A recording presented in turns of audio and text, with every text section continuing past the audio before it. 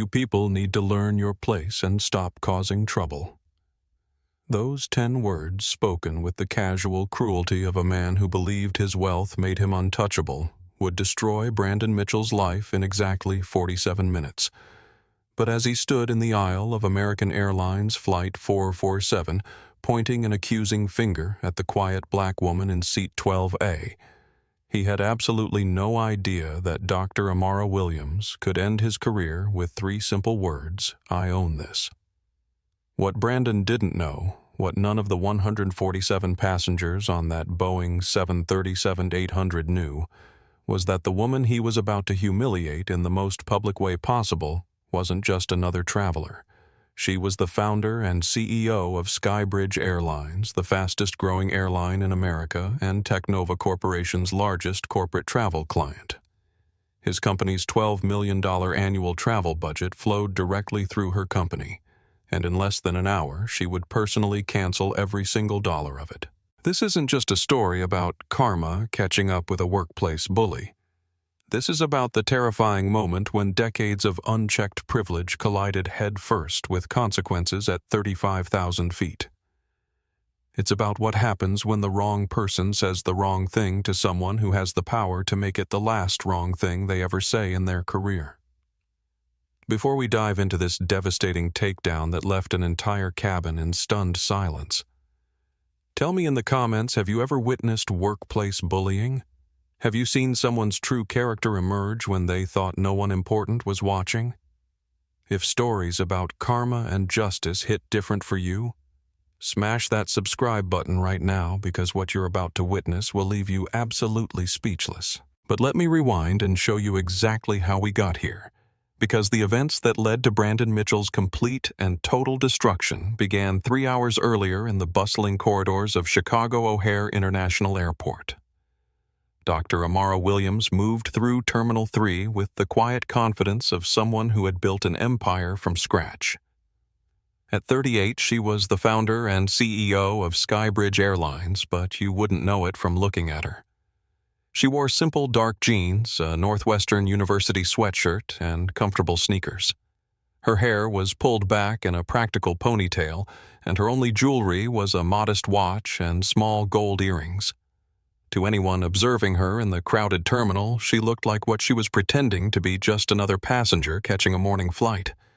This was intentional. 4 times a year, Amara conducted what she called ghost flights, traveling on competitor airlines under a slightly modified version of her name to experience air travel through her customers' eyes. Today's mission was American Airlines Flight 447 from Chicago to Los Angeles, and she had deliberately booked the worst possible seat, a middle seat in premium economy, surrounded by the type of business travelers who often revealed their true character when they thought they were dealing with regular people. As the owner of an airline, Amara could have flown first class on her own aircraft anytime she wanted. But these undercover trips were research gold. She discovered which flight attendants went above and beyond when no executives were watching. She tested Wi-Fi speeds, tasted the food her competitors served, and observed how staff handled difficult situations. Most importantly, she witnessed the subtle and not-so-subtle ways that travelers treated each other when they thought their behavior had no consequences. Sitting near Gate B-17, Amara checked her phone one final time before boarding. Her assistant had sent the latest numbers. SkyBridge's customer satisfaction ratings were up 12% this quarter, largely because of changes she'd implemented from previous ghost flights. But the message that caught her attention was different Technova discrimination lawsuit filed this morning. Legal says they have strong evidence of company-wide bias. Thought you should know before your flight. Technova. The name made her jaw tighten slightly. She knew the company well too well. They were SkyBridge's third-largest corporate client, generating over $12 million in annual revenue. But more than that, Technova had been on her radar for months due to concerning reports from her staff about how their executives treated SkyBridge employees, particularly women and people of color. Several flight attendants had filed complaints about inappropriate comments and dismissive behavior from Technova travelers. The irony wasn't lost on her. 23 years ago, Amara had been a young MBA traveling to her first major job interview when a hotel manager in Atlanta had looked her up and down and said, "Are you sure you're in the right place? This establishment caters to a different clientele." That moment of humiliation had planted the seed for what would become SkyBridge Airlines. She had sworn that no one under her watch would ever be made to feel like they didn't belong. Now, scrolling through her phone, she saw that Technova was finally facing legal consequences for the culture of discrimination that she had been quietly documenting. Former employees were coming forward with stories of bias in hiring, promotion, and daily treatment. The lawsuit alleged a pattern of behavior that went from the top down, creating an environment where prejudice wasn't just tolerated, it was encouraged. A voice over the terminal's speaker system interrupted her thoughts. "Ladies and gentlemen, American Airlines Flight 447 to Los Angeles is now ready for boarding. We'll begin with our first class and business class passengers, followed by our Platinum Elite members." Amara looked up to see the chaos that always accompanied boarding announcements. Business travelers rushed to form a line, wheeling their expensive luggage with the urgency of people who believed their time was more valuable than everyone else's. And that's when she saw him. The man was impossible to miss, not because of his appearance, though his perfectly tailored charcoal suit and gleaming Rolex certainly stood out, but because of his voice. He was speaking loudly into his Bluetooth earpiece, pacing back and forth in front of the gate with the aggressive energy of someone performing for an audience. "No, you listen to me, Marcus," the man said, his voice carrying clearly across the seating area. "You tell the client that Technova's Q3 projections are not a suggestion. They're a goddamn promise. If they can't handle our terms, we walk. We are the shark in that tank, not the guppy.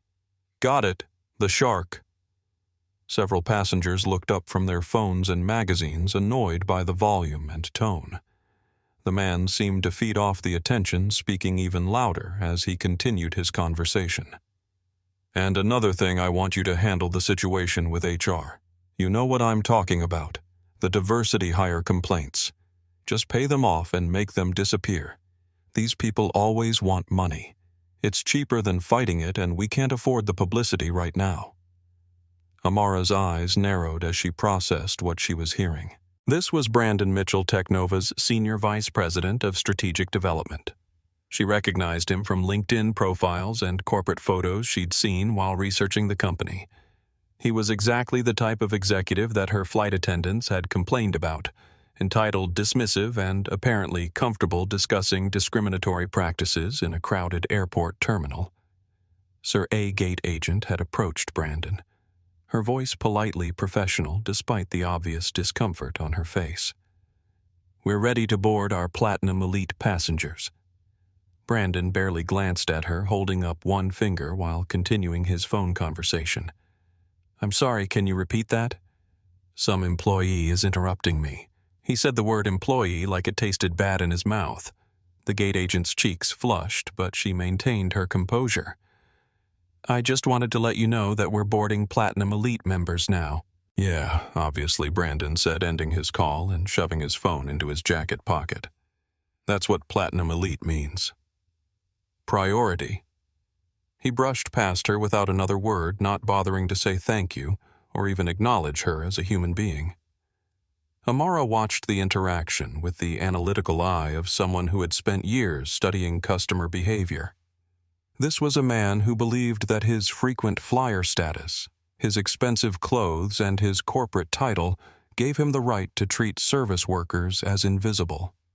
In her experience, people like Brandon Mitchell revealed their true character, not in boardrooms or networking events, but in small moments when they thought no one important was watching.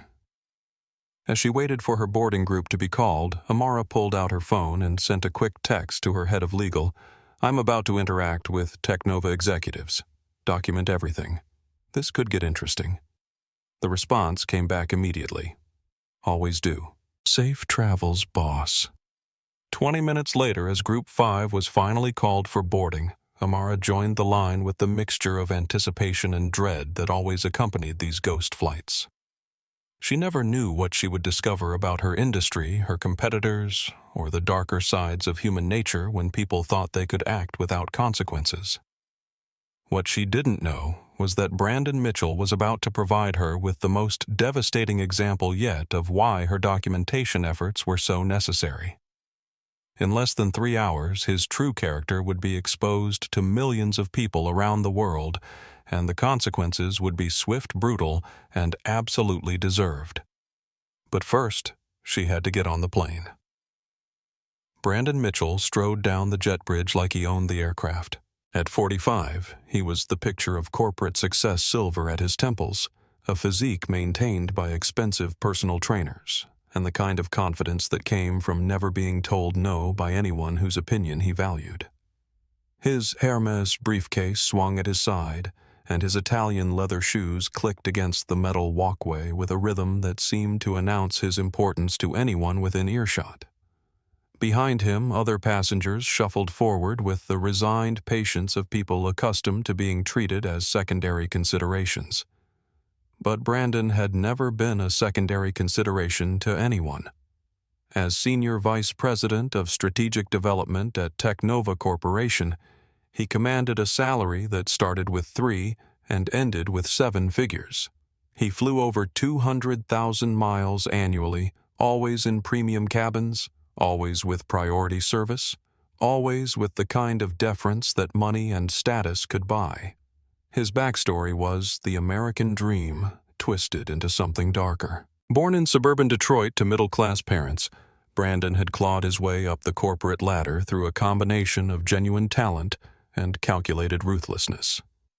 He had learned early that in the business world, perception was reality, and the perception he had cultivated was that of a man who got results no matter the cost.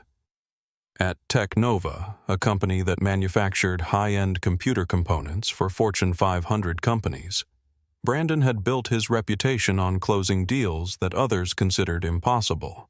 His methods weren't always pretty, but they were effective. He had a talent for finding leverage, personal weaknesses, financial pressures, professional insecurities, and exploiting them until his targets had no choice but to accept his terms. The problem was that Brandon had begun applying these same tactics to his interactions with employees, service workers, and anyone else he considered beneath his station. He had developed a worldview where people fell into 2 categories: those who could advance his interests and those who were obstacles to be moved out of his way. It was a perspective that had been gradually poisoning his relationships, his reputation, and his soul, but it had also made him very wealthy, and in his mind that justified everything. Today he was flying to Los Angeles for what he called the Technova finale, a $50 million deal with a consortium of tech companies that would cement his position as the company's top revenue generator. The contract would make him essentially untouchable within the company hierarchy, or so he believed. What he didn't know was that back in Chicago, federal investigators were serving subpoenas related to the discrimination lawsuit that had been filed that morning, and his name was on several of those documents. As Brandon entered the aircraft, he was greeted by Sophia Ramirez, the lead flight attendant. At 28, Sophia had been with American Airlines for 5 years, and she had developed an almost supernatural ability to read passengers within seconds of meeting them. Her smile was professionally warm, but her dark eyes were constantly assessing, categorizing, and preparing for whatever challenges the next few hours might bring. Sophia had started her career believing that customer service meant making every passenger feel valued and respected. 5 years of dealing with entitled travelers had taught her a more nuanced approach. Most passengers deserved kindness and respect, but some deserved careful management and thorough documentation. She could spot the potential problem passengers from 50 feet away, and everything about Brandon Mitchell screamed problem. "Good morning, Mr. Mitchell," she said, checking his boarding pass. "Welcome aboard. You're in seat 12A today." Brandon barely glanced at her, already reaching for his phone to continue the calls that he believed made him indispensable. "Yeah, fine. I need to make some calls during takeoff. I assume that won't be a problem." Sophia's smile never wavered, but she made a mental note. Passengers who began interactions by assuming rules wouldn't apply to them usually found other rules to ignore as well. I'll be happy to remind you about our communication policies once we're ready for departure, sir. Behind Brandon, other passengers were boarding with varying degrees of patience and courtesy. The contrast was immediate and stark.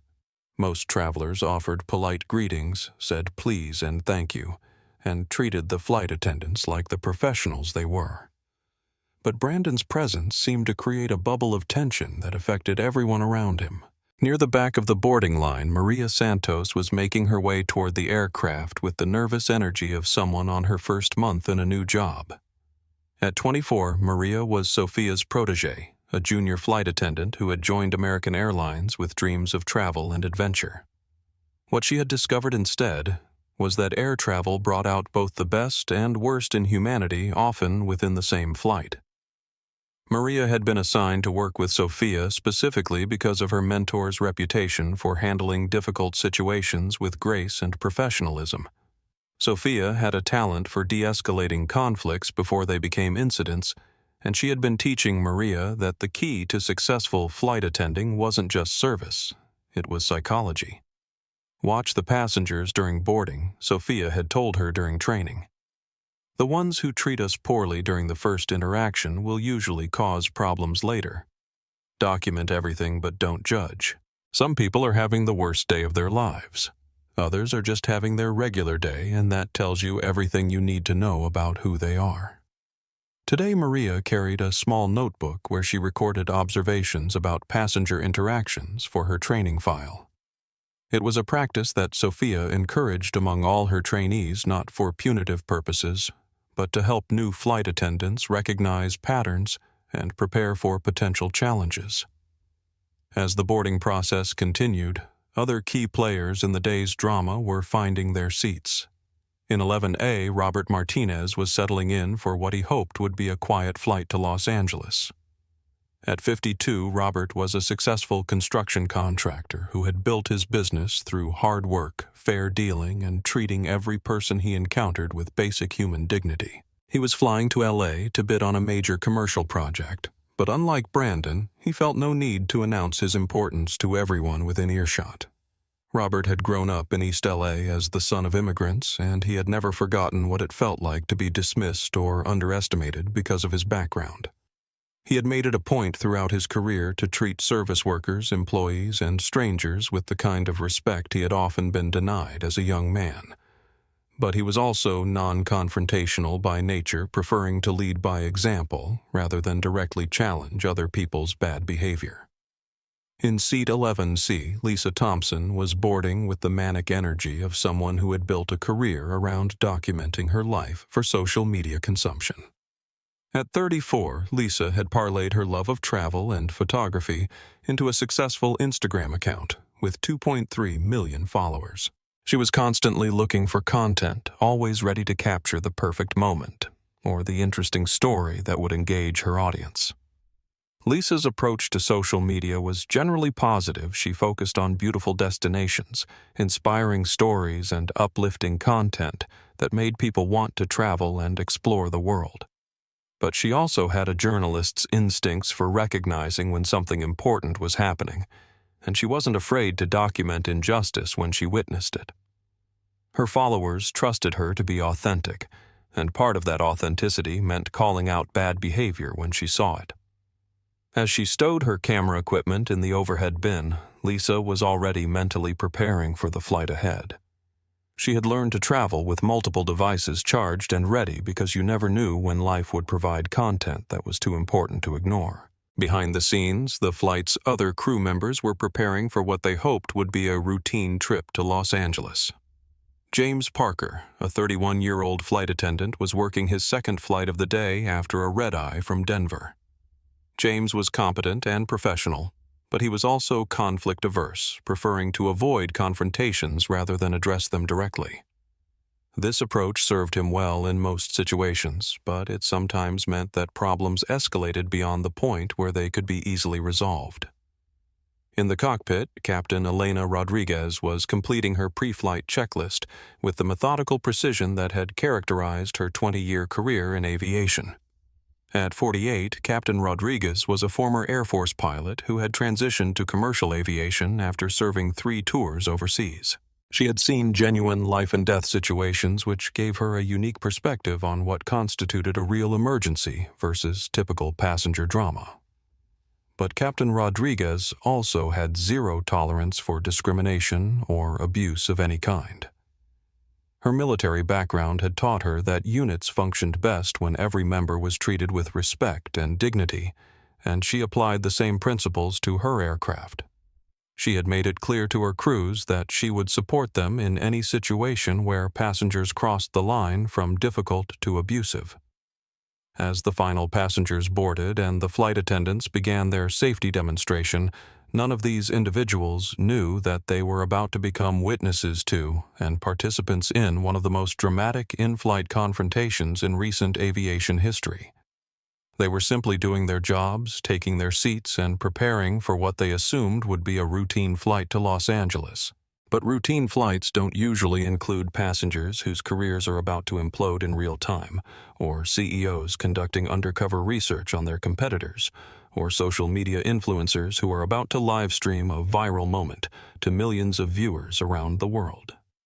In less than an hour, all of their lives would intersect in ways that none of them could have predicted, and the consequences would ripple far beyond the confines of Flight 447. Dr. Amara Williams approached row 12 with the calm demeanor of someone who had spent years perfecting the art of blending in. She found her assigned seat 12B, the dreaded middle seat sandwiched between Brandon Mitchell in 12A and Robert Martinez in 12C. The irony of the situation wasn't lost on her. As the CEO of a major airline, she could have been in first class on her own aircraft. But here she was about to experience premium economy from the perspective of an ordinary passenger. Brandon was already settled in the aisle seat, his laptop open and his phone pressed to his ear as he conducted what sounded like another high-stakes business call. He had claimed the shared armrest with the casual entitlement of someone who believed the world existed for his convenience, and his briefcase occupied part of the floor space that should have been available to all 3 passengers in the row. "No, Marcus." "You're not listening," Brandon said loudly, his voice carrying clearly to surrounding rows. "I don't care what their feelings are. Feelings don't close deals. Pressure closes deals. You apply pressure until they have no choice but to say yes. That's business 101. Several passengers glanced in his direction with obvious annoyance, but Brandon seemed either oblivious or indifferent to their reactions. He was performing for an audience of one himself. Amara stowed her small carry-on bag in the overhead bin and took her seat immediately, recognizing that this flight was going to provide valuable data about passenger behavior and crew responses to challenging situations. As she buckled her seatbelt, she made a mental note about the cramped conditions in premium economy compared to SkyBridge's more generous seat configuration. "Excuse me," Brandon said, ending his call and turning toward Amara for the first time. His eyes did a quick assessment. Plain clothes, no visible luxury, brands, no obvious markers of wealth or status. In his mental filing cabinet, she immediately went into the category of unimportant person. "You're in the middle seat." "Yes, I am," Amara replied evenly, pulling out a book and settling in for the flight. Brandon frowned, as if she had personally created an inconvenience for him. "Right, look, I need the aisle. I'm working the entire flight and I need to be able to get up and move around. Let's swap seats." It wasn't a request. The tone, the phrasing, the expectation written across his face, everything about his approach indicated that he viewed this as a simple transaction where his needs took precedence over anyone else's preferences. Amara looked at him with the patient expression she had perfected during years of dealing with difficult personalities in the business world. "I'm sorry, but I prefer the middle seat. I specifically requested it when I booked." The response clearly surprised Brandon. In his experience, people in middle seats were eager to trade up to aisle seats.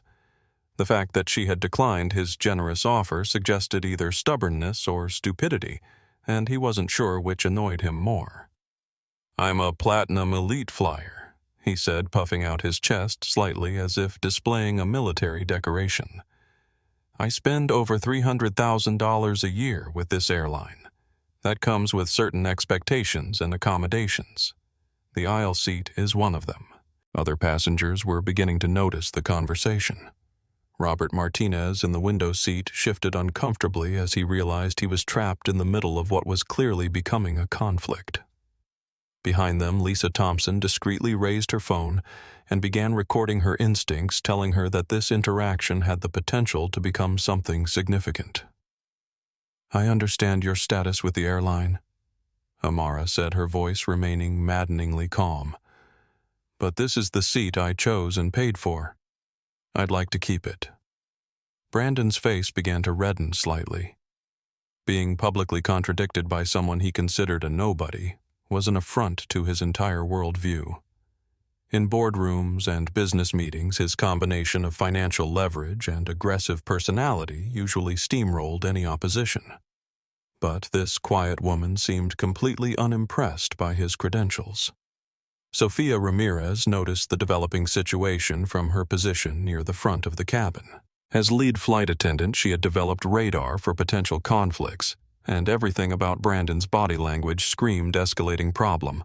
She approached the row with her practiced professional smile. "Is everything all right here, sir?" she asked, her tone warm but alert. Brandon immediately turned his charm toward her, flashing the smile that had helped close million-dollar deals and convinced business partners to overlook his more aggressive tendencies. "Yes, everything's fine, Sophia." He had read her name tag with the practiced ease of someone who understood that using people's names created a false sense of intimacy. "This passenger and I were just sorting out a little seating arrangement. I need the aisle for business purposes, and I'm sure she won't mind moving to the middle." He looked pointedly at Amara, his expression conveying that she should gracefully accept defeat now that an authority figure was present. The subtext was clear. "You've made your point, but now it's time for reasonable people to reach a reasonable accommodation that gives me what I want." Sophia looked at Amara, who gave an almost imperceptible shake of her head. The flight attendant's smile remained in place, but her voice took on a slightly firmer tone. "Sir, I'm afraid that if the passenger doesn't wish to switch seats, I can't compel her to do so. Perhaps I can check to see if another aisle seat becomes available once we've finished boarding." The diplomatic solution was reasonable, professional, and completely unsatisfactory to Brandon's sense of entitlement. Being told that his preferences couldn't be automatically accommodated was bad enough, but being told this in front of other passengers was a public humiliation that his ego couldn't tolerate. Fine, he snapped his charm, evaporating like morning dew. Just fine. He threw his briefcase into the overhead bin with unnecessary force, causing other passengers' bags to shift and settle with audible thuds. The violence of the gesture was clearly intended to communicate his displeasure to anyone within visual range. Sophia made a mental note about the incident and moved on to attend to other passengers, but she kept Brandon's row within her peripheral vision. In her experience, passengers who reacted poorly to minor disappointments during boarding often escalated their behavior once the flight was underway, and they felt more anonymous within the confined space of the aircraft. As Brandon squeezed past Robert Martinez to reach the middle seat, he made sure his movements were as disruptive as possible. His shoulder bumped Robert's arm. His briefcase knocked against the seat back, and he settled into 12B with a theatrical sigh that was clearly audible to surrounding passengers. "Unbelievable," he muttered just loud enough to ensure that both Amara and Robert could hear his commentary. "Some people have no consideration for others." Maria Santos, working her way down the aisle as part of the final boarding process, witnessed the tail end of the interaction. She had been watching Brandon since he first boarded, noting his dismissive treatment of the gate agents and flight crew, and she could see that Sophia's instincts about potential problems were proving accurate. As a trainee, Maria was supposed to observe and learn from experienced crew members, but she was also documenting passenger interactions as part of her development program. She made a discreet note about the seating conflict and Brandon's reaction, adding it to her growing file of observations about passenger behavior patterns. The flight was now fully boarded, and Captain Rodriguez's voice came over the intercom with the standard departure announcements. But in row 12, the tension was just beginning to build. Brandon had claimed both armrests with the territorial aggression of someone marking his domain, and his laptop was positioned in such a way that it encroached significantly on Amara's limited space. Every few minutes he would shift position, sigh loudly, or make small comments under his breath about inconsiderate passengers and people who don't understand business travel. His phone buzzed constantly with calls and messages, each notification accompanied by increasingly agitated responses. "This is ridiculous," he said during one particularly long phone conversation, his voice loud enough to disturb passengers several rows away. "I'm surrounded by people who have no idea how real business works. Amateur hour from top to bottom." Amara continued reading her book, a biography of aviation pioneers, while mentally cataloging each microaggression and boundary violation. As someone who had built a billion-dollar company from scratch, she understood exactly how real business worked, but she was fascinated by Brandon's need to establish dominance over strangers who posed no threat to his professional success. Robert Martinez found himself caught between his natural inclination to avoid conflict and his growing disgust at Brandon's behavior. As a contractor, he had worked with all types of personalities, but he had rarely encountered someone so openly contemptuous of basic courtesy. His military father had taught him that real strength was displayed through self-control and consideration for others, not through bullying people who couldn't fight back. Lisa Thompson, still recording discreetly from the row behind, had already uploaded several short clips to her Instagram stories with captions like, "Business class behavior in premium economy," and "When your frequent flyer status goes to your head." Her followers were beginning to respond with comments and questions, sensing that something interesting was developing. As the aircraft pushed back from the gate and began its taxi toward the runway, none of the passengers in row 12 realized that they were sitting at the epicenter of what would become a viral phenomenon. Brandon was still convinced that he was dealing with ordinary people who would eventually recognize his superiority. Amara was quietly gathering intelligence about competitor service and passenger dynamics. Robert was hoping the flight would improve once they were airborne. But the worst was yet to come. In less than an hour, Brandon's true character would emerge in ways that would shock even the passengers who had already witnessed his entitled behavior. And when that happened, the quiet woman in the middle seat would reveal exactly why his attitude was about to cost him everything he had spent his career building. The stage was set, the players were in position, and the countdown to Brandon Mitchell's destruction had officially begun.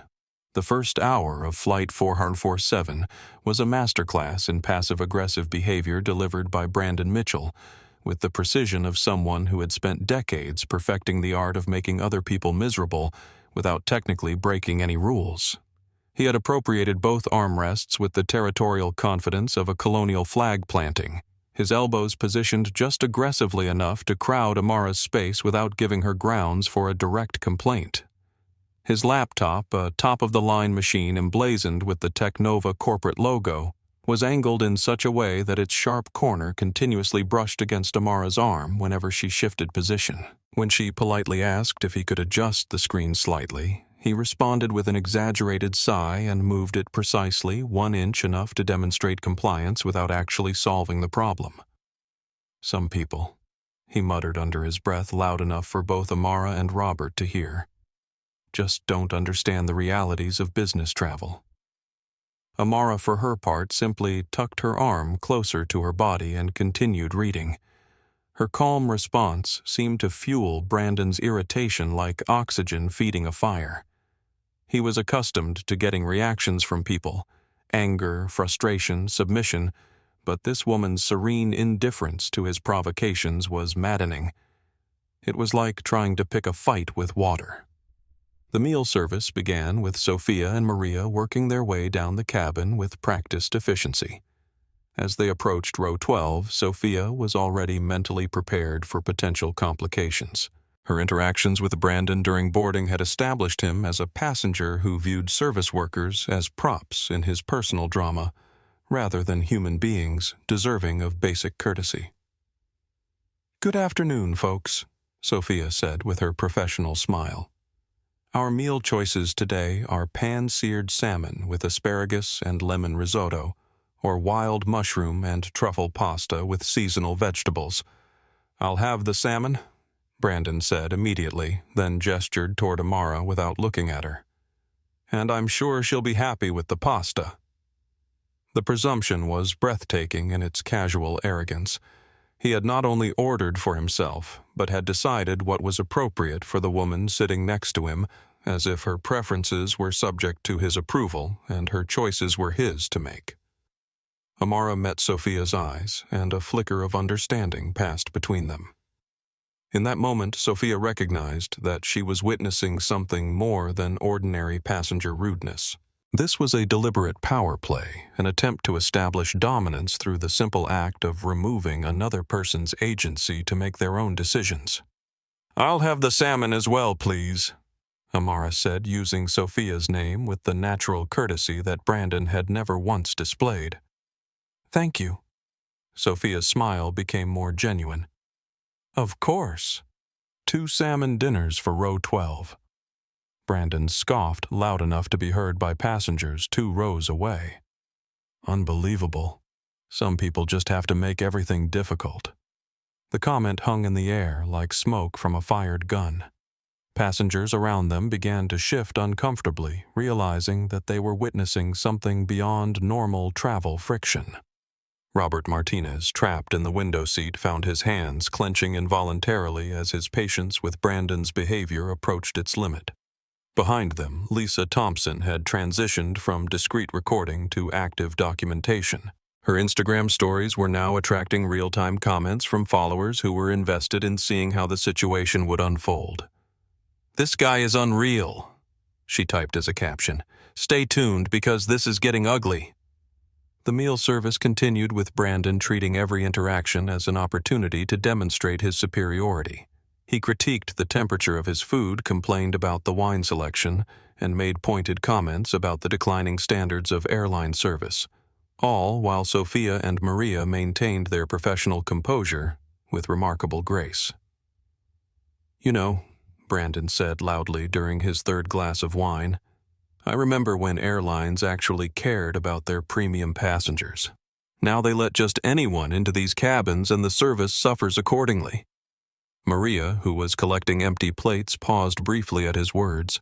As a young Latina woman working in customer service, she had heard variations of this sentiment throughout her career, but never quite so blatantly expressed.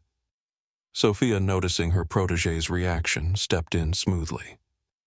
"I hope you'll let us know if there's anything specific we can do to improve your experience today, Mr. Mitchell," she said, her voice perfectly professional despite the tightness around her eyes. "Oh, I think you know exactly what I mean," Brandon replied, his words slightly slurred from the wine. "Some people just don't belong in premium cabins. It brings down the whole experience for the rest of us." The statement was clearly intended for Amara, delivered with the casual cruelty of someone who believed his frequent flyer status granted him the right to police who deserved quality service. But Brandon had miscalculated the effect his words would have on the other passengers who were listening. Robert Martinez, who had been holding his tongue for over an hour, finally spoke up. "Excuse me, sir, but I think you're out of line." Brandon turned toward the window seat with genuine surprise. In his worldview, other passengers were supposed to be invisible audience members to his performance, not active participants who might challenge his behavior. "I'm sorry. Did I ask for your opinion?" Brandon said, his voice dripping with condescension. "I was having a conversation with the flight attendant about service standards." "No," Robert said, his voice steady but firm. "You were being rude to a fellow passenger who has done nothing but mind her own business. That's not about service standards. That's about basic human decency." The confrontation attracted the attention of passengers throughout the premium economy cabin. Conversations quieted, electronic devices were lowered, and dozens of eyes focused on row 12. Lisa Thompson, sensing that the moment was escalating, began live streaming directly to her Instagram account. "Ladies and gentlemen," she whispered to her phone camera. "We are witnessing something incredible on American Airlines Flight 447. This businessman has been harassing a fellow passenger for over an hour, and people are finally starting to speak up." Brandon, realizing that he was now the center of unwanted attention, felt his carefully constructed image of sophisticated authority beginning to crumble. The alcohol, the stress of his upcoming business deal, and his fundamental inability to handle contradiction had combined into a perfect storm of poor judgment. "Look," he said, his voice rising to address not just Robert, but anyone else who might be listening. "I don't know what kind of social justice warrior nonsense you people think this is, but I pay for premium service and I expect premium passengers. Some people just don't understand the difference." The words "you people" landed like a slap across the cabin. The phrase carried generations of coded language and deliberate exclusion, and everyone present recognized its implications. Brandon had crossed the line from rudeness into territory that was far more dangerous and revealing. Amara, who had remained silent throughout the escalating confrontation, finally closed her book and looked directly at Brandon. Her voice when she spoke was quiet, but carried easily through the now silent cabin. "Mr. Mitchell, what exactly do you mean by some people? I'd like you to be more specific." The challenge was delivered with surgical precision.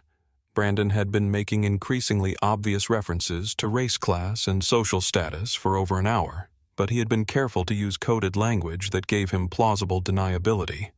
Now Amara was forcing him to either clarify his meaning or back down from his implications. Brandon, emboldened by wine and convinced of his own righteousness, made the decision that would destroy his life. "You know exactly what I mean," he said, pointing directly at Amara. "People like you who probably got their tickets through some diversity program or affirmative action nonsense, who think they deserve the same treatment as passengers who actually earn their status through hard work and business success." The silence that followed was deafening. Brandon had not only revealed his racial bias, but had done so in front of dozens of witnesses, many of whom were now recording the interaction. Lisa Thompson's live stream had attracted over 500 viewers in real time, and the number was climbing rapidly as people shared the feed across social media platforms. Sophia, who had been trained to handle difficult passengers but had never encountered anything quite this blatant, reached for the call button that would alert the cockpit. This situation had moved far beyond ordinary customer service challenges and into territory that required intervention from the flight's captain. "Sir," she said, her voice still professional but now carrying an edge of authority, "I need you to lower your voice and return to your seat immediately." Brandon laughed, a harsh sound that carried no humor. "My seat, lady. I am in my seat. And I'll speak to whoever I want, however I want. That's what first-class service means." "This is premium economy, sir," Maria said quietly, immediately regretting speaking when Brandon's attention turned toward her like a predator focusing on new prey. "Did I ask you?" he snarled. "Maybe you should worry less about correcting customers and more about improving the service quality. Though I suppose standards have dropped pretty much everywhere these days." The attack on Maria was the final straw for several passengers. Robert Martinez unbuckled his seatbelt and stood up, his considerable frame casting a shadow over Brandon's seat. Behind them, other passengers were also rising their faces, reflecting the disgust and anger that had been building throughout the flight. But Amara remained seated, her hands folded calmly in her lap, watching Brandon destroy himself with the detached fascination of a scientist observing a chemical reaction. She had seen men like him before, executives who believed their success gave them the right to diminish others, who mistook cruelty for strength and prejudice for business acumen. What Brandon didn't know was that every word he had spoken was being documented not just by fellow passengers, but by the CEO of a company that held millions of dollars of his employer's travel contracts. His casual racism and deliberate cruelty weren't just character flaws, they were about to become evidence in the lawsuit that was already building against Technova. And in less than 30 minutes, when Captain Rodriguez emerged from the cockpit to address the disruption, Amara Williams would finally reveal exactly who she was and why Brandon Mitchell had just made the biggest mistake of his professional life. The countdown to consequences had begun, and Brandon was too drunk on his own arrogance to realize that his career was about to implode at 35,000 feet. Brandon Mitchell stood up in the narrow aisle of the aircraft with the unsteady confidence of a man who had never faced real consequences for his actions. The wine had loosened his tongue and amplified his sense of grievance, transforming what might have been private prejudices into a public performance of toxic masculinity and racial bias. "You know what," he announced, his voice carrying clearly through the premium economy cabin as he addressed the passengers around him. "I think everyone needs to understand what's really happening here. This woman," he pointed directly at Amara, "has been trying to provoke me since we boarded. She's probably recording everything for some lawsuit planning to play the victim card for a quick payday." The accusation was so divorced from reality that several passengers gasped audibly. For over an hour, they had watched Brandon escalate from rudeness to overt hostility while Amara sat quietly reading her book, responding only when directly addressed and never raising her voice or making any demands. "That's completely false," Robert Martinez said, his voice shaking with anger. "This woman has been nothing but polite, while you've been acting like a complete. Stay out of this." "Roberto?" Brandon interrupted his words, deliberate and calculated to wound. "You people always stick together, don't you? Always quick to gang up on successful Americans who've actually earned their place in the world." The racial slur hit the cabin like a physical blow. The phrase "you people" followed by the implication that anyone who wasn't white hadn't earned their place was so blatantly racist that even passengers who had been trying to ignore the situation could no longer pretend they weren't witnessing something extraordinary. Lisa Thompson's live stream exploded with comments and shares as viewers recognized they were watching real-time documentation of workplace discrimination in action. Her follower count climbed rapidly as people shared the feed, and major social media platforms began picking up clips of Brandon's increasingly unhinged behavior. "Sir, you need to sit down immediately," Sophia said, her professional composure finally cracking slightly. As lead flight attendant, she had dealt with difficult passengers, medical emergencies, and mechanical problems. But she had never encountered such blatant racism delivered with such casual confidence. Brandon laughed, a harsh sound that echoed through the cabin. "I'll sit down when I'm ready to sit down. And I'll speak to whoever I want, however I want." That's what happens when you actually pay for your ticket instead of getting charity handouts. Behind the scenes, Sophia's call button had already alerted the cockpit to a developing situation. Captain Elena Rodriguez was monitoring the conversation through the aircraft's internal communication system, and she was preparing to leave the cockpit for the first time during the flight.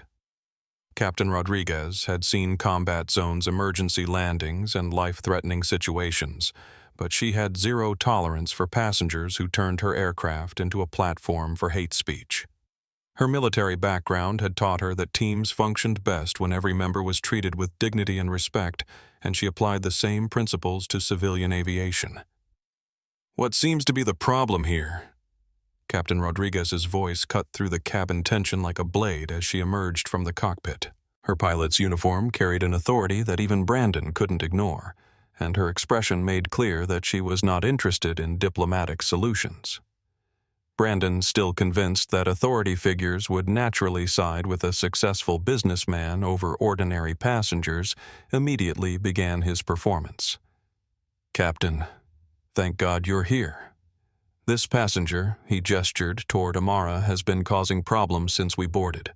She's been harassing me, probably trying to set up some discrimination claim for money." Captain Rodriguez looked at Amara, who remained seated with her book closed in her lap, then at Brandon, who was swaying slightly in the aisle with wine on his breath and aggression written across his face. "Ma'am," the captain said to Amara, "is there a problem here?" Amara's response was measured and calm. "No, Captain. Just some turbulence. Nothing I can't handle." The metaphor was perfect and pointed. She had described Brandon's behavior as weather, a temporary disturbance that was unpleasant but manageable. The implication was clear: she had dealt with men like him before, and she wasn't intimidated by his tantrum.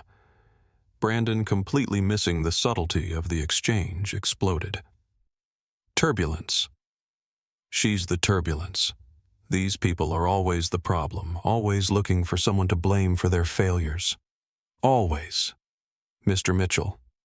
Captain Rodriguez interrupted, her voice carrying the unmistakable authority of someone accustomed to making life-and-death decisions. Return to your seat immediately, or this aircraft will be making an unscheduled landing. But Brandon was too far gone to recognize the warning.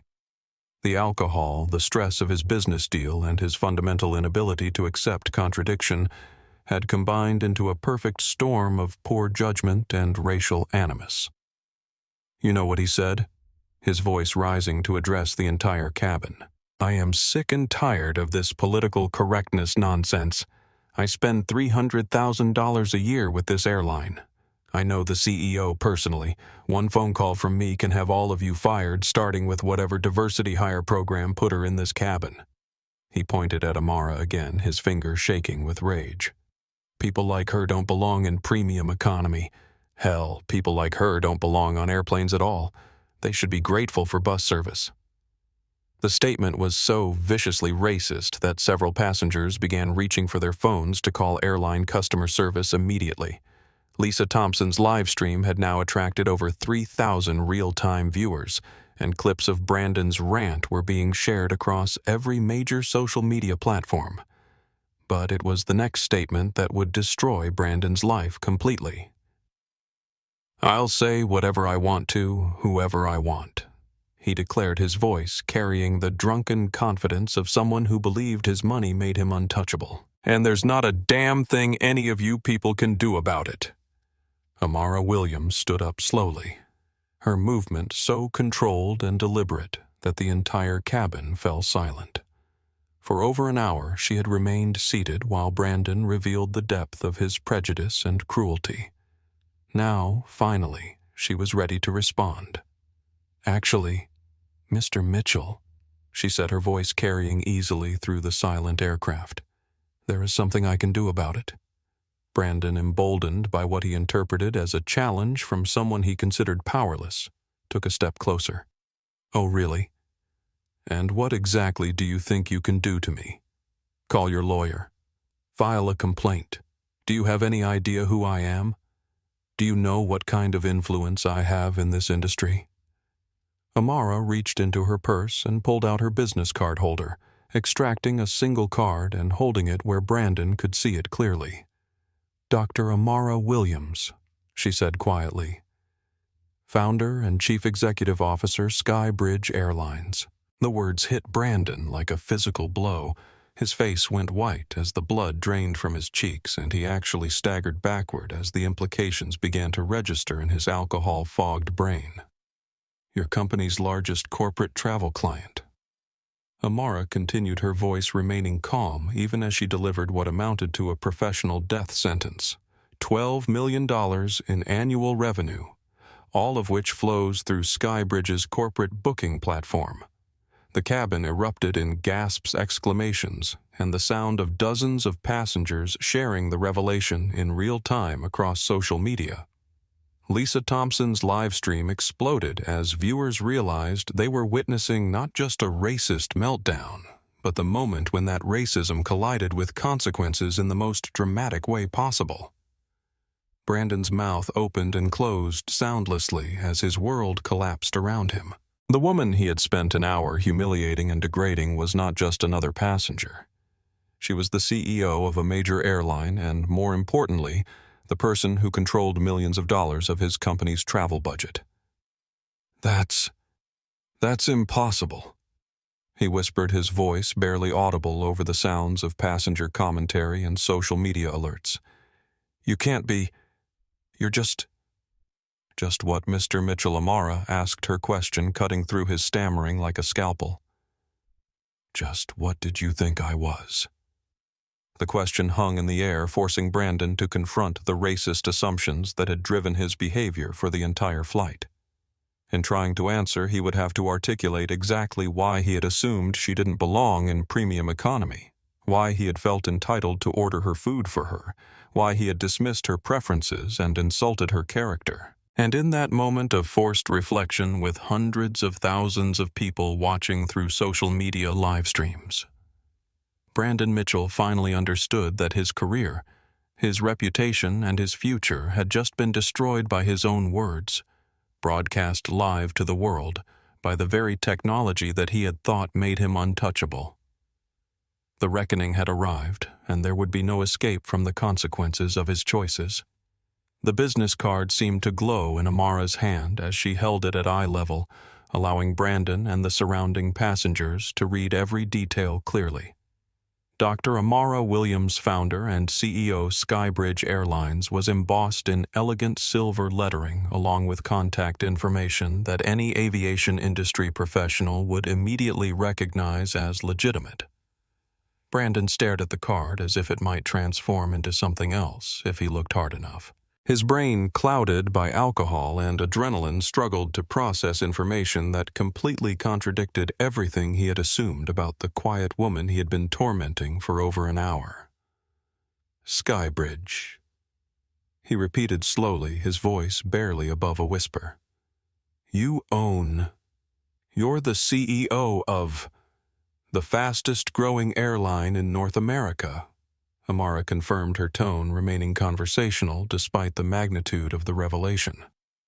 And more importantly for you, Mr. Mitchell, the company that handles Technova's entire corporate travel program. The color drained from Brandon's face as the implications began to cascade through his consciousness. Technova's $12 million annual travel budget, the contracts he had personally negotiated, the elite status benefits that came with that relationship, the corporate discounts that made his own frequent travel possible, all of it flowed through the company owned by the woman he had just called inferior, undeserving, and worse. $12 million in annual revenue. Amara continued pulling out her phone with deliberate precision. All of which I have the authority to cancel with a single phone call. Lisa Thompson's live stream erupted with comments as viewers realized they were witnessing something unprecedented. The hashtag #justice@30,000 feet began trending across multiple platforms as people shared clips of Brandon's racist rant, followed by the stunning revelation of Amara's identity. "Wait," Brandon said, his voice cracking with desperation. "Wait, you can't. This is entrapment. You set me up. You deliberately sat in coach to premium economy," Amara corrected gently. "And yes, I often travel on competitor airlines to study customer service standards. It's called market research, Mr. Mitchell.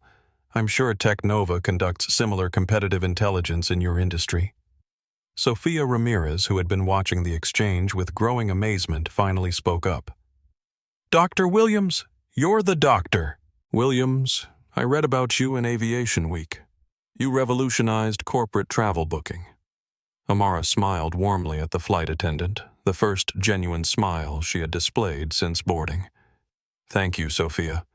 And I have to say, your professionalism throughout this incident has been exemplary. You'll be hearing from SkyBridge's Human Resources Department about potential opportunities." The comment sent another wave of gasps through the cabin, as passengers realized that they weren't just witnessing the destruction of Brandon's career, but the potential elevation of the flight attendants who had handled his abuse with grace and dignity. Brandon, meanwhile, was experiencing the kind of panic that comes with watching one's life implode in real time. His hands shook as he reached for his phone, desperately trying to call his assistant, his boss, anyone who might help him navigate the disaster he had created. "Marcus," he said into the phone, his voice high and strained. "Marcus, I need you to. There's been a situation. I need to speak to David immediately. It's about the SkyBridge contract." But even as he spoke, Amara was having her own conversation. "Sarah," she said to her assistant, "I need you to cancel the Technova corporate contract immediately. Full termination effective today.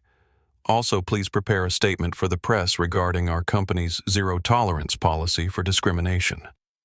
The phone call was brief, professional, and devastating. Within minutes, Technova would lose not just their travel booking platform, but their preferred rates, corporate discounts, and priority customer service. The financial impact would be immediate and substantial. "You can't do this," Brandon said, ending his own call as he realized that his assistant couldn't reach anyone at Technova headquarters. "This is business suicide. We're one of your biggest clients." "You were one of our biggest clients," Amara corrected. Past tense. As of right now, Technova is welcome to book individual tickets at standard retail prices like any other customer. Captain Rodriguez, who had been listening to the exchange with professional interest, stepped forward. "Dr. Williams, I apologize for this incident. This is not the standard of passenger behavior that American Airlines tolerates. I understand, Captain. And I want you to know that this incident reflects on Mr. Mitchell alone, not on your crew or your airline." Sophia and her team handled an impossible situation with remarkable professionalism. The praise for American Airlines crew, delivered by the CEO of a competing airline, demonstrated a level of class and industry respect that made Brandon's behavior look even more petty and unprofessional by comparison. Other passengers were now openly filming and sharing the interaction across social media. Robert Martinez had pulled out his phone to document the conversation, while Lisa Thompson's live stream had attracted over 5,000 real-time viewers. Comments poured in from around the world as people shared the story of the racist businessman who had unknowingly destroyed his career by attacking his own company's most important travel partner. "This has to be the most epic corporate karma I've ever seen," one commenter wrote. "This dude literally ended his own career on live TV." Brandon made one final desperate attempt to salvage the situation. "Dr. Williams, I was under stress. I've been drinking. I didn't mean those things I said. Surely we can work something out, businessman to businessman." Amara looked at him with something that might have been pity if it hadn't been so cold. "Mr. Mitchell, you've shown me exactly who you are when you think there are no consequences for your actions. A man who orders food for women without asking their preferences. A man who uses racial slurs when he's frustrated. A man who believes his money gives him the right to diminish other human beings." She paused, letting her words sink in before delivering the final blow. "That's not stress, Mr. Mitchell. That's character. And your character has just cost Technova $12 million in annual revenue, along with whatever additional business they lose when this video goes viral." As if summoned by her words, Brandon's phone began buzzing with calls, texts, and notifications. Social media alerts, news outlets requesting comment, and, most ominously, a call from Technova's CEO that he was too terrified to answer. "The discrimination lawsuit filed against your company this morning just became the least of Technova's problems," Amara continued. "By tomorrow, every major corporation in America will know exactly what kind of executives Technova employs and what kind of behavior your company culture tolerates." The prediction was already coming true. Lisa Thompson's live stream had been picked up by major news outlets, and clips of Brandon's racist rants were being shared millions of times across social media platforms. Brandon Mitchell was trending nationwide, but not in the way he had ever imagined his name might become famous. Captain Rodriguez made an announcement over the intercom. "Ladies and gentlemen, we'll be making our descent into Los Angeles ahead of schedule. Please return to your seats and prepare for landing." But for Brandon Mitchell, landing in Los Angeles wouldn't mark the end of his journey. It would mark the beginning of a very different life than the one he had boarded with that morning. His career, his reputation, and his future had been destroyed by his own words witnessed by millions, and there would be no recovery from the consequences he had brought upon himself. As the aircraft began its descent, Amara returned to her seat and reopened her book, while Brandon sat in stunned silence, finally understanding that the woman he had tried to humiliate had just humiliated him in return. But unlike his cruelty, her response had been measured, professional, and entirely justified. The reckoning was complete, and the consequences were only beginning. The descent into Los Angeles International Airport felt like a countdown to Judgment Day for Brandon Mitchell. Every minute that passed brought new notifications to his phone, missed calls from his boss, urgent text messages from colleagues, and social media alerts that showed his racist rant spreading across the internet at viral speed. Captain Rodriguez's voice crackled over the intercom with an announcement that sent chills down Brandon's spine. "Ladies and gentlemen, due to a passenger incident that occurred during our flight, we'll be met at the gate by airport security and federal agents. All passengers will be required to provide contact information before deplaning. We apologize for any inconvenience." The words "federal agents" hit Brandon like a physical blow. What had started as a personal humiliation was rapidly escalating into something that could involve federal hate crime investigations, corporate liability, and criminal charges. Lisa Thompson's live stream had exploded beyond anything she had ever experienced. Her follower count had jumped by over 50,000 in the past hour, and major news outlets were reaching out for interviews and exclusive content rights. The hashtag #justice@3,000 feet was trending in multiple countries, and celebrities were already weighing in with support for Dr. Williams and condemnation of Brandon's behavior. "This is unprecedented," Lisa whispered to her phone camera as the plane descended. "I've been documenting travel content for 5 years, and I've never seen anything like this. This man literally destroyed his own life in real time, and millions of people watched it happen." Meanwhile, Dr. Amara Williams was conducting a series of calm professional phone calls that were methodically dismantling Technova's business relationships. Her conversations were brief, factual, and devastating in their implications. "David," she said to her chief operating officer, "I need you to contact our legal team about the Technova situation.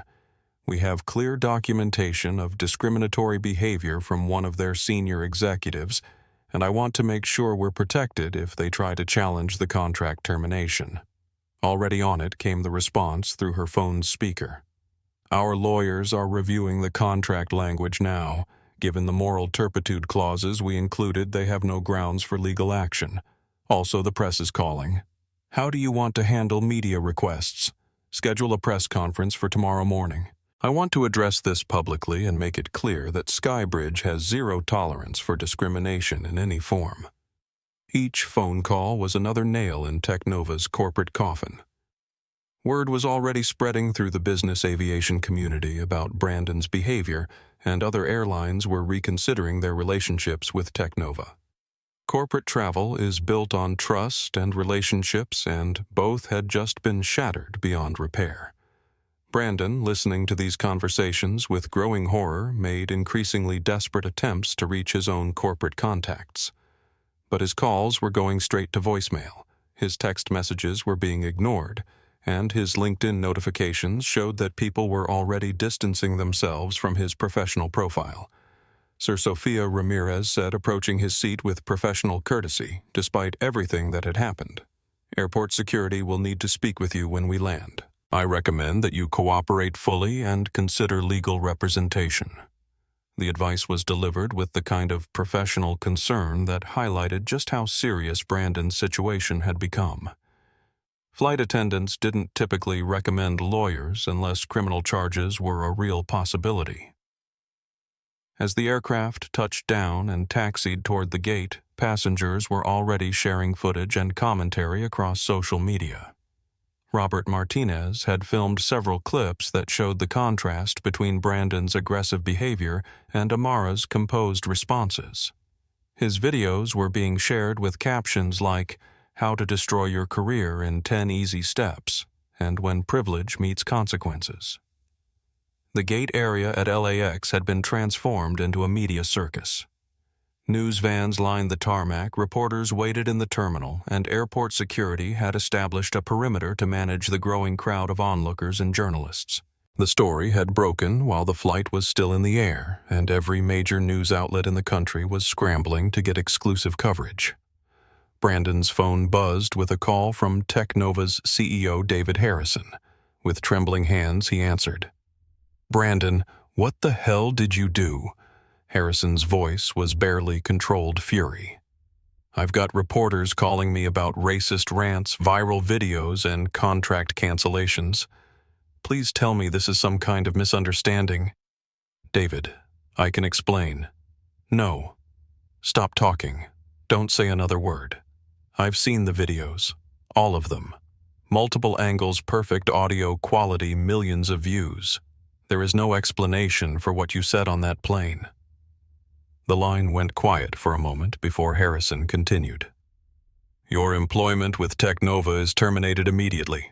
Security is clearing out your office as we speak.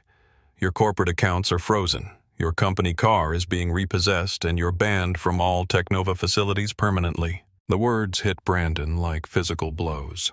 20 years of building his career, climbing the corporate ladder, accumulating wealth and status. All of it erased by a single conversation at 35,000 feet. "David, please, you can't. I can, and I am. What's worse, Brandon, is that you've destroyed relationships that took us years to build. SkyBridge was one of our most valuable partnerships, and now they won't even take our calls. Other vendors are already asking questions about our company culture. You haven't just ended your career, you've damaged our entire organization." As passengers began deplaning, they were directed to a separate area where FBI agents and airport security were conducting interviews about the incident. The federal response had been triggered by reports of potential hate crime violations and airline safety concerns related to discriminatory behavior.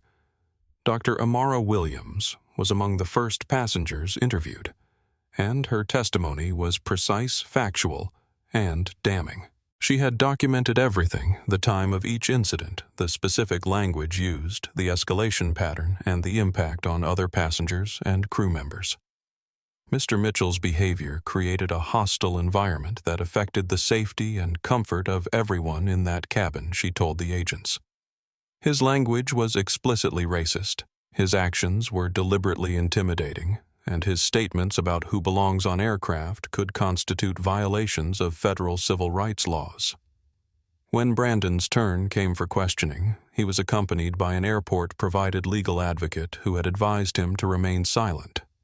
But the damage was already done. Hours of video evidence, dozens of witness testimonies, and a digital trail of social media documentation had created an unshakable case against him. By the time passengers were released from the airport, Brandon Mitchell was the top trending topic in the United States. His full name, his company affiliation, and his professional background had been shared millions of times. Employment attorneys were analyzing his case on cable news, civil rights organizations were calling for federal investigations, and comedy shows were already preparing segments about the man who destroyed his career by insulting the one person who could actually end it. Technova's stock price had dropped 8% in after-hours trading as investors reacted to news of the discrimination scandal and the loss of major corporate contracts. The company's board of directors called an emergency meeting to discuss damage control and legal liability. Meanwhile, Dr. Amara Williams walked through LAX with quiet dignity, declined multiple interview requests, and issued a simple statement through her public relations team. SkyBridge Airlines maintains zero tolerance for discrimination in any form. We are proud to serve all travelers regardless of their background, and we will continue to hold ourselves and our business partners to the highest standards of professional conduct. The statement was measured professional and devastatingly effective. By morning, it would be quoted in every major news outlet in the country, and Amara Williams would be hailed as a role model for business leadership and quiet strength. Brandon Mitchell, meanwhile, walked out of LAX as a cautionary tale about the dangers of unchecked privilege and casual racism. His career was over, his reputation was destroyed, and his actions had created consequences that would ripple through the business world for years to come. The flight that was supposed to take him to the biggest deal of his career had instead delivered him to the biggest disaster of his life. And unlike turbulence, this was one kind of rough air that he would never be able to fly through. 6 months after Flight 447, The reverberations of Brandon Mitchell's public meltdown continued to reshape both the aviation industry and the broader corporate landscape.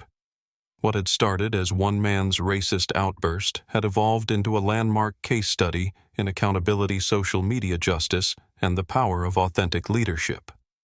Dr. Amara Williams stood before the Congressional Committee on Transportation and Infrastructure, delivering testimony that would influence federal policy on airline passenger rights and discrimination prevention. The hearing room was packed with reporters, civil rights advocates, and industry executives all listening as she outlined the widespread nature of discrimination in air travel. The incident on Flight 447 was not an isolated case. She testified, her voice carrying the authority of someone who had built a billion-dollar company while fighting prejudice every step of the way. My company receives dozens of reports monthly from passengers who experience discrimination based on race, religion, gender, or perceived economic status. The aviation industry has a responsibility to ensure that air travel is safe and dignified for all Americans. The committee chair, Congresswoman Maria Santos, no relation to the flight attendant, leaned forward with interest. Dr. Williams, what specific changes would you recommend to prevent future incidents like the one you experienced? First, mandatory bias training for all airline personnel, including third-party contractors and frequent business travelers who represent corporate accounts. Second, federal whistleblower protections for employees who report discriminatory behavior. Third, standardized incident reporting that creates accountability for airlines that fail to address patterns of bias. The recommendations carried significant weight because they came from someone who had experienced discrimination firsthand, but had responded with policy solutions rather than just criticism. Amara's approach, combining personal experience with business expertise, had made her a powerful voice in the movement for transportation equity. Meanwhile, the consequences for Teknova Corporation had been swift and devastating.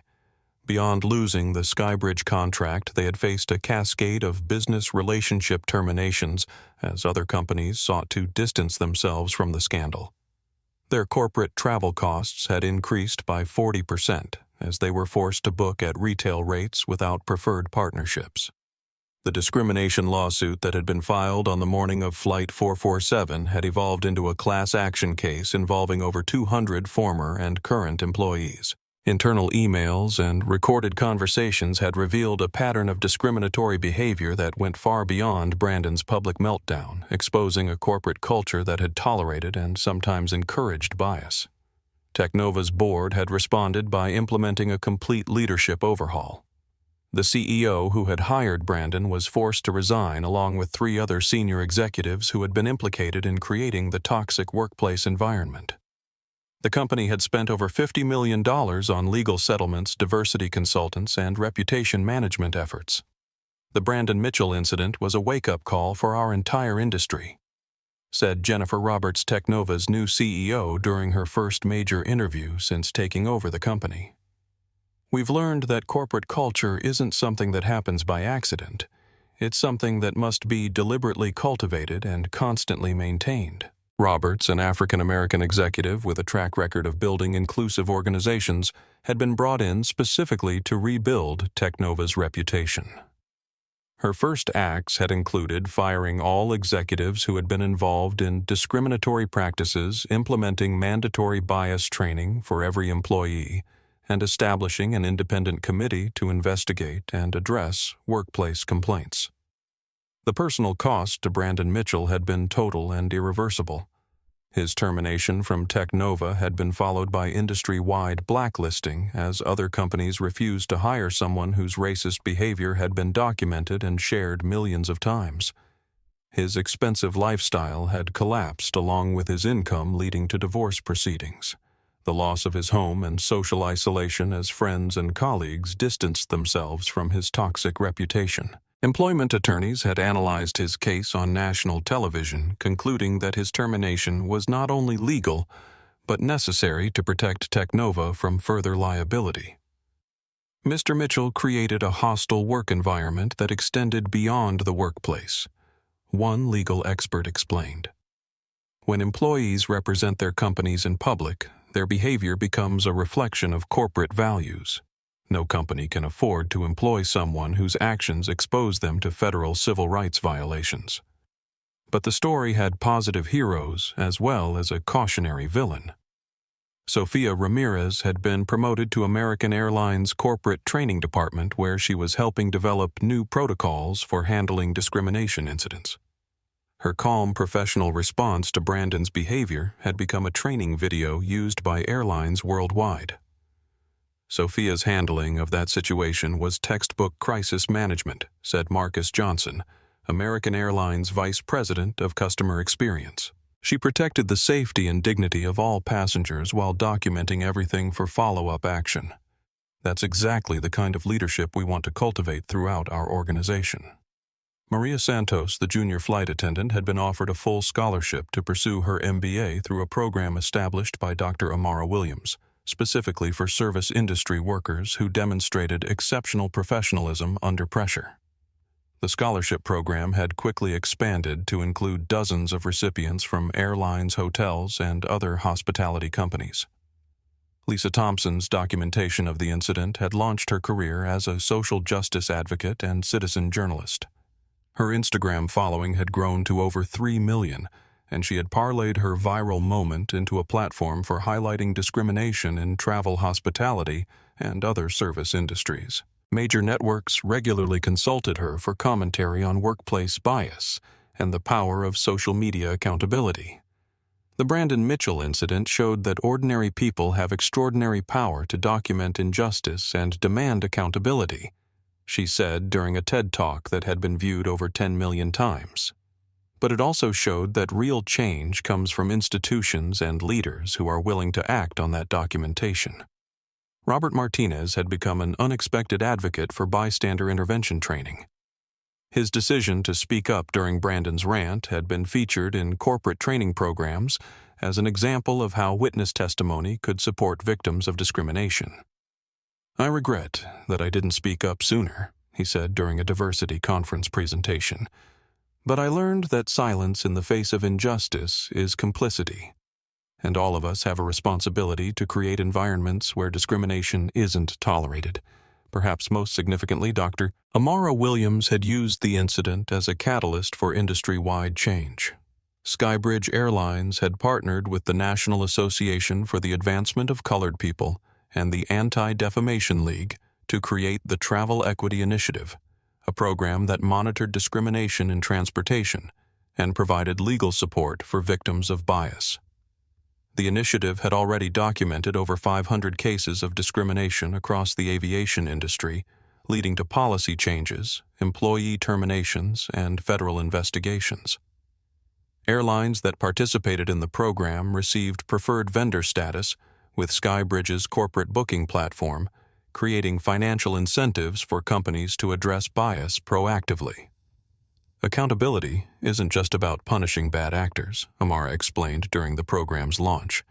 It's about creating environments where good actors are rewarded and discrimination becomes economically unsustainable. The long-term impact of Flight 447 had extended far beyond aviation. Business schools were teaching the incident as a case study in crisis management, corporate accountability, and the importance of authentic leadership. The hashtag Justice at 30,000 feet had become a rallying cry for workplace equity advocates across multiple industries. Federal legislation inspired by the incident was working its way through Congress, proposing enhanced penalties for discrimination in transportation and stronger protections for employees who reported bias. The bill, formerly known as the Transportation Equity Act, but commonly called the Flight 447 bill, had bipartisan support and was expected to become law within the year. For Dr. Amara Williams, the incident had reinforced her belief that business success and social responsibility were not competing interests, but complementary imperatives.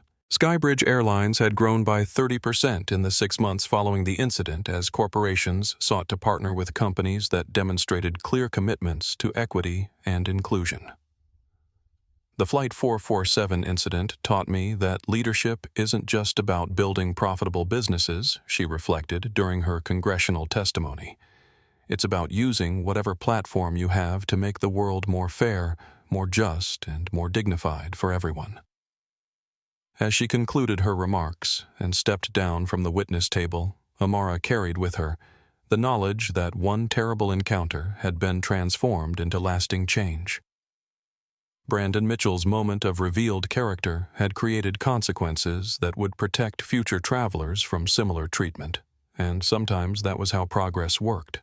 One awful example that became a catalyst for something better.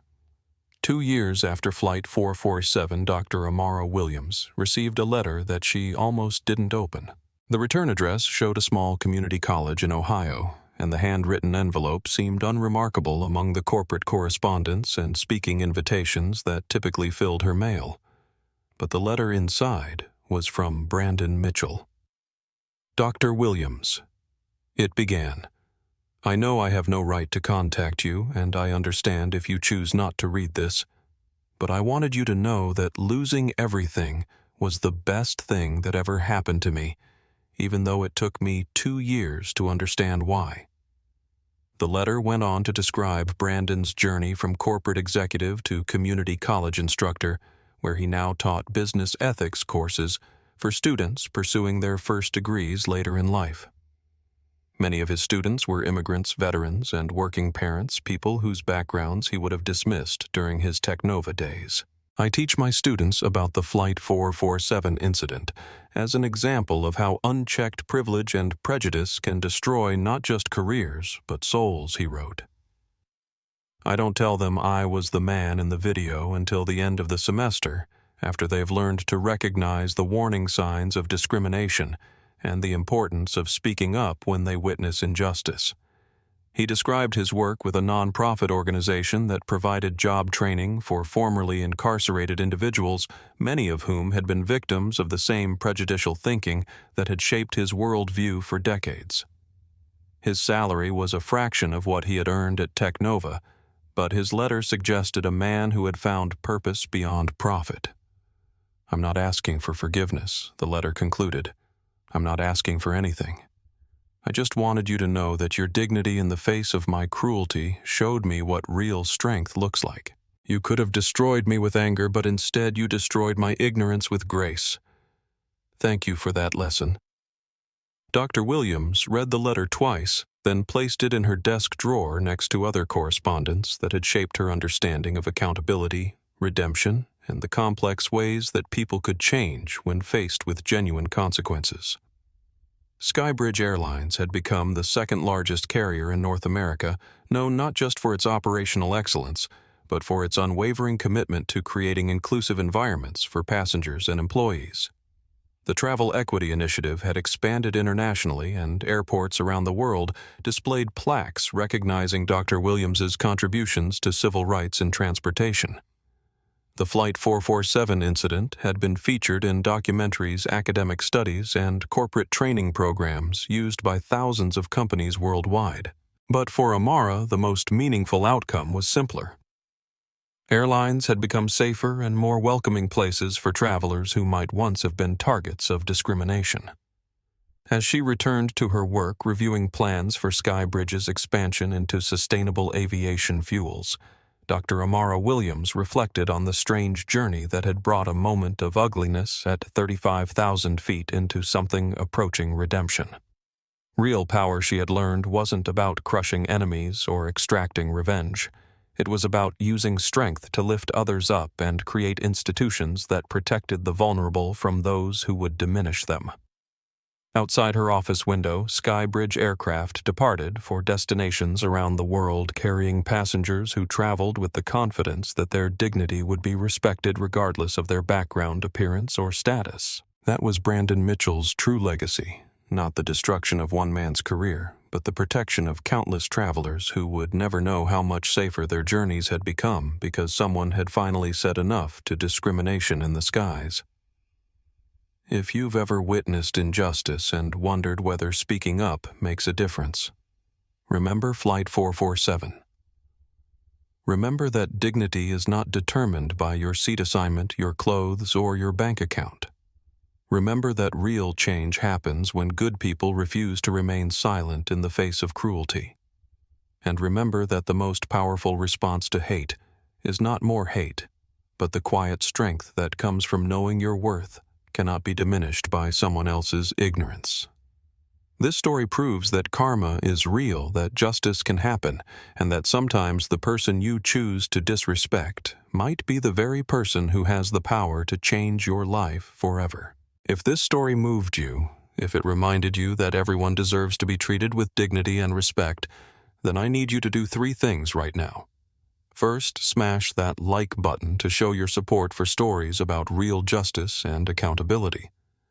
When we like and share content that celebrates equality and human dignity, we're telling the algorithm that these stories matter and need to be seen by more people. Second, subscribe to this channel and ring that notification bell.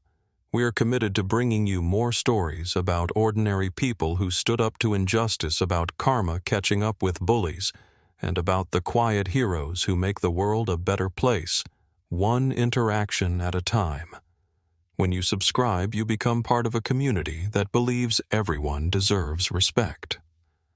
Third, share this video with someone who needs to see it. Maybe it's someone who has experienced discrimination themselves. Maybe it's someone who has witnessed injustice but wasn't sure whether speaking up would make a difference. Maybe it's someone who needs to be reminded that their actions have consequences and that treating others with dignity isn't just the right thing to do, it's the smart thing to do. Because in the end, we all share the same sky, and we all deserve to feel safe and respected while we're flying through it.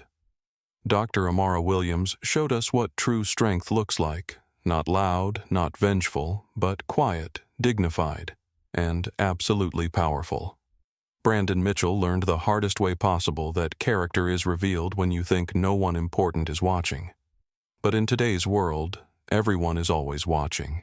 Everyone is always recording, and everyone has the power to hold you accountable for your choices. Your voice matters. Your actions matter. And the way you treat others when you think it doesn't matter, that matters most of all.